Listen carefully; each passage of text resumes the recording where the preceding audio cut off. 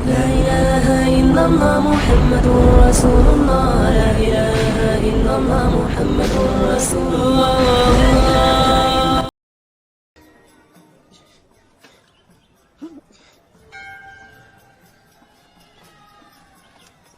भाई साहब ये भगवान का बैटरिया खत्म हो गई है का? थोड़ी देर चले फिर लुल हो गए। क्या क्या मतलब नया बैटरी लगा दो, किधर लगता है? लगाओ। अरे भैया इसमें बैटरी नहीं पड़ती। तो काम काहे नहीं कर रहा है? मैन्युफैक्चरिंग डिफेक्ट है का? अरे कोई डिफेक्टिव पीस नहीं बनाते भाई हम। ये भगवान को आप बनाया? जी हाँ, अपने इन हाथों से। आप भगवान को बनाया कि भगवान आपको? भैया भगवान ने हम सबको बनाया है, हमने तो सिर्फ इनकी मूर्तियां बनाई है। काहे बना हुआ तो उसकी मूर्त? ताकि हम इनकी पूजा कर सकें, अपने सुख दुख की बातें कर सकें। करे भीतर ट्रांसमीटर फिट है का? भगवान तक बात पहुंचत कैसे है? हा? अरे भगवान को किसी ट्रांसमीटर की जरूरत नहीं पड़ती, वो डायरेक्टली सुन लेता है। डायरेक्टली सुनत है तो फिर ये मूर्त की क्या जरूरत है? अरे क्या करूं इसका यार, धंधा बंद करवाएगा क्या? हमारी फिल्म में एक ही चीज दिखाई है, जो लोग धर्म का गलत इस्तेमाल करते हैं उनको हमने उनका पर्दाफाश करने की कोशिश की है। ये फिल्म में सिर्फ वही हुआ है, ये चीज उस फिल्म में कही है कि ऊपर वाले के साथ आपका जो कनेक्शन है वो डायरेक्ट है। मेरा नाम आशीष है, मैं नेरुल से आया हूँ, मैं बीपीओ एग्जीक्यूटिव हूँ। मेरा आपसे एक सवाल है, इस्लाम में हर गुनाह माफ है, लेकिन शिर्क की माफी क्यों नहीं है? अगर इंसान कत्ल करता है उसे माफी है, जिना करता है उसे माफी है, लेकिन शिर्क की माफी क्यों नहीं है? भाई साहब का सवाल है कि इस्लाम में सारे गुनाह की माफी है, शिर्क की नहीं। कत्ल करता है माफी है, जिना करता है माफी है, शिर्क की माफी क्यों नहीं? आप कुरान मजीद के बारे में जिक्र कर रहे जो सूरह निसा में है, सूरह नंबर 4 आयत नंबर 48 और आयत नंबर 116।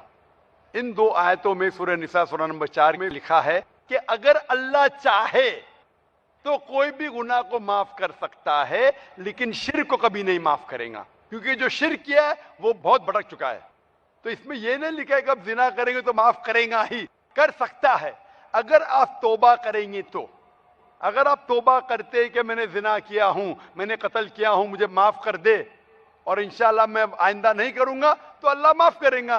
उसी तरीके से शिर्क भी, अगर आप शिर्क करते हैं और अल्लाह से माफी मांगते हैं कि मैं अगली बार शिर्क नहीं करूंगा, तो अल्लाह शिर्क को भी माफ कर सकता है। लेकिन शिर्क की हालत में मरेंगे तो माफी नहीं है, आप मुशरिक जैसा मरेंगे। शिर्क करते हुए मरेंगे तो माफी नहीं। अगर आपने शिर्क किया, लाइक आज आप देख रहे हैं, कल भी परसों भी कितने गैर मुस्लिम बुत परस्ती करते थे, शिर्क करते थे, मूर्ति पूजा करते थे, अभी मुस्लिम बन गए। अल्लाह ताला बेशक माफ करेगा। और जिस दिन आप इस्लाम कबूल किए, आपके पिछले गुनाह सारे माफ, आपका स्लेट क्लीन। मैं माशाल्लाह अभी 46 साल का हूं, अच्छे काम करता हूं, इंसान हूं, गलतियां भी करता हूं। आप अगर इस्लाम कबूल करे, आपका स्लेट क्लीन। मेरे तो स्लेट में तो काफी चीज ऊपर नीचे है। अगर आप इस्लाम कबूल करें तो अल्लाह के रसूल फरमाते आपके सारे गुनाह माफ, स्लेट इज क्लीन। तो आप एक साफ सुथरे मुसलमान बनते, इसके बाद हिसाब किताब शुरू होगा करेंगे। मैं पूछना चाहता हूं, आप मूर्ति पूजा में मानते हैं भाई साहब? जी मानते हैं। क्यों, आपको लगता नहीं गलत है? आप क्या हिंदू है? जी। आपके मजहबी किताब में लिखा है, छंदों के उपनिषद में चैप्टर नंबर 6 अध्याय नंबर 2 श्लोक नंबर 1, एकम अद्वितीयम, खुदा एक है, उसके अलावा कोई नहीं है। लिखा है श्वेता श्वेता उपनिषद में अध्याय नंबर 6 मंत्र नंबर 9, नाचस्य कस्य जनिता न चदीपा, उस ईश्वर, उस भगवान का कोई रब नहीं, उसके कोई वालदेन नहीं। लिखा है श्वेता श्वेता उपनिषद में चैप्टर नंबर 4 मंत्र नंबर 19 में, न तस्य प्रतिमा अस्ति, उस ईश्वर, उस भगवान की कोई प्रतिमा नहीं, कोई अक्ष नहीं, कोई पिक्चर नहीं, कोई पेंटिंग नहीं, कोई फोटोग्राफ नहीं, कोई मूर्ति नहीं, कोई बुत नहीं। लिखा है यजुर्वेद में चैप्टर नंबर 32 वर्ष नंबर 3 में मंत्र नंबर 3 में, न तस्य प्रतिमा अस्ति, उस ईश्वर, उस भगवान की कोई प्रतिमा नहीं, कोई अक्ष नहीं, कोई पिक्चर नहीं, कोई पेंटिंग नहीं, कोई फोटोग्राफ नहीं, कोई बुत नहीं, कोई मूर्ति नहीं। तो साफ तौर पे कई जगह आप हिंदू की मजहबी किताब में लिखा है कि मूर्ति पूजा गलत है, तो क्यों आप मूर्ति पूजा करते? भाई साहब जी, इस बारे में मुझे सही तालीम नहीं है, मुझे थोड़ा वक्त चाहिए। मैं इतने हवाले दे रहा हूं कि आपको लगता है कि मैं फेंकते जा रहा हूं। हवाले के हवाले दे रहा हूं, आप नोट कीजिए। जी, आप लाइब्रेरी में जाइए, आपको वेद नहीं मिलता है तो हमारी लाइब्रेरी में जाओ, इस्लामिक रिसर्च फाउंडेशन। हमारे इस्लामिक रिसर्च फाउंडेशन में आपको वेद का तर्जुमा मिलेगा, महाभारत का तर्जुमा मिलेगा, भगवत गीता के कम से कम 30 तर्जुमे मिलेंगे, बाइबल मिलेगा, बाइबल का तर्जुमा मिलेगा, कुरान का तर्जुमा मिलेगा, हदीस का तर्जुमा मिलेगा। मैं नहीं जानता हूं कहीं भी हिंदुस्तान में इतने मजहबी किताब का तर्जुमा मौजूद है। इस्लामिक रिसर्च फाउंडेशन में फ्री लाइब्रेरी, एयर कंडीशन में बैठो, फ्री पढ़ो। इंशाअल्लाह आपको चाय पानी भी दूंगा मैं। चाय पानी रिश्वत नहीं है, तो क्या आप ठंडे दिमाग से, कभी ठंडा दूंगा कभी चाय पानी, तो आप अच्छे दिमाग से रिसर्च कीजिए। हमारे पास कंप्यूटर सॉफ्टवेयर है, आप क्या जानना चाहते हैं वेद के ऊपर बटन दबाओ, मिलेगा आपको। किधर लिखा है मूर्ति पूजा हराम है? बटन दबाओ, कंप्यूटर में निकलेगा बाहर। वेद के कंप्यूटर सॉफ्टवेयर है, बाइबल के कंप्यूटर सॉफ्टवेयर है, कुरान के कंप्यूटर सॉफ्टवेयर है, हदीस के।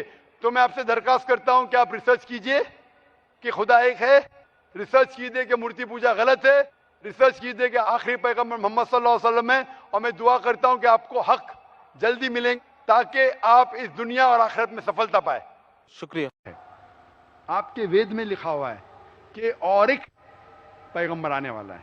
आपकी भगवत गीता में लिखा है चैप्टर नंबर 4 में वर्ष नंबर 7 से 8 में, यदा धर्मस्य, यानी युग युग में जब भी परेशानी आएंगी इस धरती पे तो मैं एक रूप हासिल करूंगा, अवतार।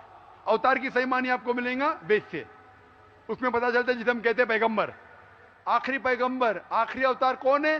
कल के अवतार। अगर आप भगवत गीता में मानते, अगर आप वेद में मानते, आपको आखिरी अवतार कल के अवतार में मानना ही पड़ेगा, फिर ही आप कह सकते मैं असल भक्त हूं भगवत गीता का। वो तो है ही, आपने जो बताया कल के अवतार तो आने वाला तो आप ही है, मानते कल के लास्ट अवतार में आने वाला है।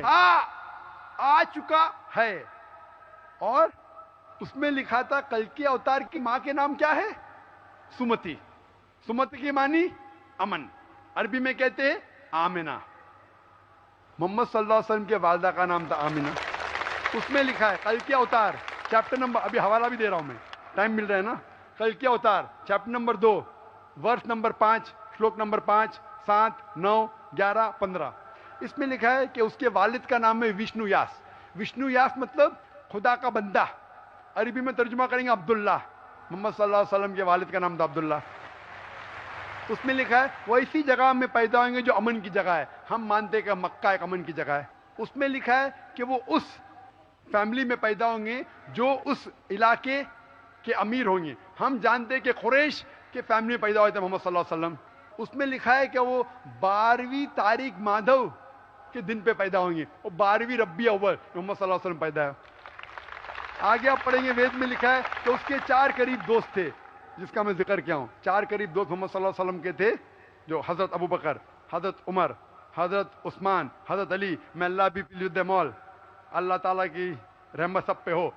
किसके बारे में जिक्र करें? उनको सबसे पहली जो वही आएंगी वो आएंगी एक गार के अंदर। हम जानते हैं मोहम्मद सल्लल्लाहु अलैहि वसल्लम सबसे पहली वही आए गारे हिरा में। फिर वो करेंगे हिजरत, नॉर्थ की तरफ फिर से वापस आएंगे। मोहम्मद सल्लल्लाहु अलैहि वसल्लम हिजरत की मदीना जो नॉर्थ के ऊपर है फिर से वापस आए। मैं तो 1 घंटा सिर्फ तस्करा कर सकता हूं मोहम्मद सल्लल्लाहु अलैहि वसल्लम हिंदू धर्म में, वक्त नहीं है। मैं ये पूछना चाहता हूं, आप मानते क्या इस कल के अवतार में? आप मानते मोहम्मद सल्लल्लाहु अलैहि वसल्लम आखिरी पैगंबर है? यानी मोहम्मद पैगंबर को आप मानते कि वो आखिरी पैगंबर थे क्या नहीं मानते? वो तो मानता हूं मैं, मुझे मालूम है ना बिल्कुल मोहम्मद पैगंबर आखिरी थे मोहम्मदन में। वो तो मानता ही हूं मैं। मोहम्मदन में ने आपके लिए, सबके लिए ही है ना। बिल्कुल सही। तो कोई धर्म, कोई एक मजहब का थोड़ी रहता, गुरु तो सबके रहता है। वो एक मजहब का थोड़ी गुरु रहता है कि वो एक मजहब के लिए, वो सब मजहब के लिए गुरु रहता, तो मानता ही मैं उसको। बिल्कुल सही। लेकिन ये कहना कि सब मजहब यकसा है हूबहू, ये सही नहीं। यकसानियत है, इसीलिए मैंने कहा यकसानियत पे अमल करो। आप बोलेंगे मैं सब हिंदू चीज पे अमल करूंगा, कई हिंदू जाते बुत परस्ती करने के लिए, आप नहीं करते, अच्छी बात है अल्हम्दुलिल्लाह, इसीलिए मैं आपको कांग्रेचुलेट करता हूं। आप बुत परस्ती नहीं करते, मैं आपको कांग्रेचुलेट करता हूं। मैं कांग्रेचुलेट करता हूं क्योंकि सनातन धर्म बुत परस्ती नहीं करता है, अल्हम्दुलिल्लाह। सुम्मा अल्हम्दुलिल्लाह आप आधे इम्तिहान में सफलता पा गए। अभी ये पूछता हूं मैं, जैसे आपने कहा आप अगर मोहम्मद सल्लल्लाहु अलैहि वसल्लम को आखिरी पैगंबर मानते हैं तो उसके पैगाम पे अमल करना जरूरी है। सिर्फ पैगाम को पढ़ना जरूरी नहीं, पैगाम पे अमल करना जरूरी।